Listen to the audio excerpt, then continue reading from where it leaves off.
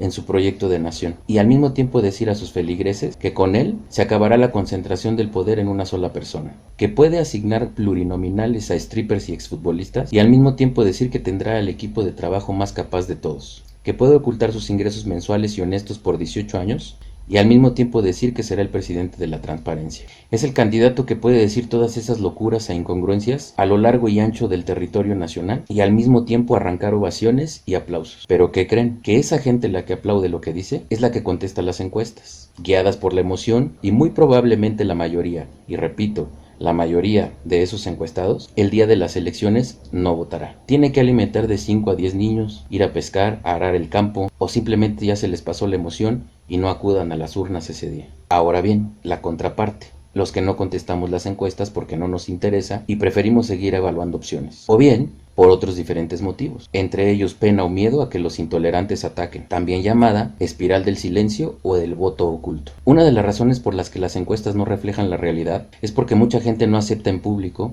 por quién va a votar. Piensan, no quiero decirle a tal encuestador, voy a votar por tal candidato, pero en privado. Eso es lo que siento y eso es lo que voy a hacer. Y esto es lo que termina afectando los resultados finales. La falla en las encuestas parece ser entonces un error de no respuesta o de cobertura. Es decir, que las personas que responden las encuestas no reflejan plenamente el electorado real. De todos estos resultados, se espera un resultado diferente, algo que según los expertos puede ser el resultado de una suma de eventos que junto con la incertidumbre van ajustando la opinión del ciudadano y puede hacer que su pensamiento cambie hasta el último momento antes de depositar su voto en la urna. Y eso hace más difícil las encuestas. Lo hemos visto en las recientes elecciones en Estados Unidos, en el Brexit y en España. Los expertos subrayan asimismo cómo los sondeos no son predicciones al milímetro de lo que va a pasar. Recogen un estado de ánimo y punto. Y ese estado de ánimo puede cambiar desde que se realiza la encuesta hasta el momento en que tiene lugar la votación. Una encuesta reciente refleja que de 1.200 personas encuestadas, 552 no contestaron, solo 337 apoyaron a López Obrador y el resto se reparte entre los 3 candidatos restantes. Fíjense, solo 1.200 personas encuestadas,